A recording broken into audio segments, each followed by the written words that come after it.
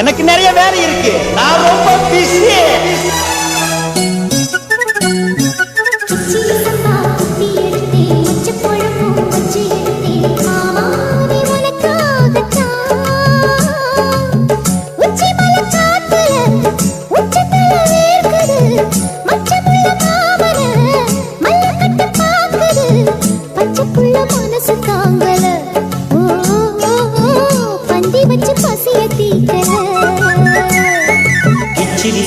குத்தி எடுத்தே மொச்ச குழம்பும் வச்சு எடுத்தே ஆமாடி அதுக்காகத்தான்.